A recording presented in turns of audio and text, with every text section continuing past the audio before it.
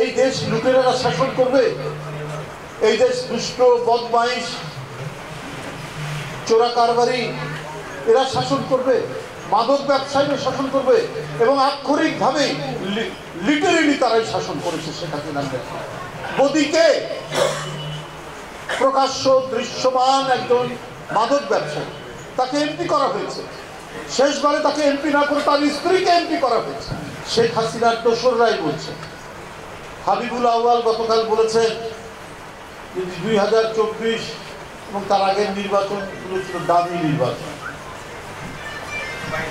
এই দামি নির্বাচনের কথা তো আমরা তখনই জোরালোভাবে বলে এসেছি বলেই আমাদেরকে গ্রেপ্তার করা হয়েছে, আমাদেরকে রিমান্ডে নেওয়া হয়েছে, আমাদের অনেক ছেলেকে অদৃশ্য করা হয়েছে, অনেককে নদীর ধারে খালের ধারে ক্রস ফায়ার করে হত্যা করা হয়েছে, কাউকে ধরে নিয়ে গিয়ে রিমান্ডে পায়ের নখ তুলে নেওয়া হয়েছে, কারো আঙুলের নখ তুলে নেওয়া হয়েছে, কারো শরীর ক্ষতবিক্ষত করা হয়েছে।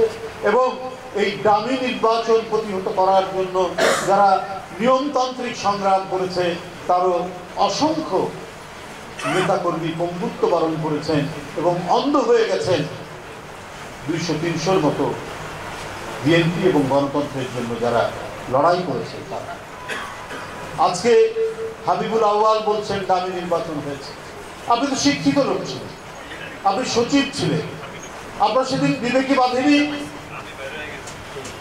যে আপনার এই ভুল কাজটি করার জন্য, আপনার এই অন্যায় কাজটি করার জন্য এটা চেইন রিয়াকশন হিসেবে জনগণ এবং দেশের কত ক্ষতি হবে? এই যে একটি ভোটারবিহীন দামি নির্বাচন, তাহলে এটি অবৈধ নির্বাচন।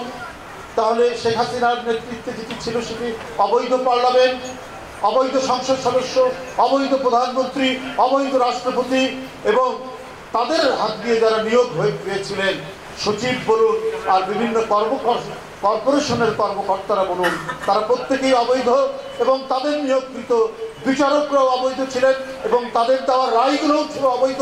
তাহলে আমরা একটা অবৈধ দুঃশাসন এবং আইনের মধ্যে আমাদের জীবনযাপন করতে হয়েছে। যাদের কারাগারে থাকার কথা, যাদের বিচার হওয়ার কথা, যাদেরকে চরম দণ্ড দেওয়ার কথা, তারাই রাজ্যের দণ্ডমুণ্ডের কর্তা হয়ে গেলেন।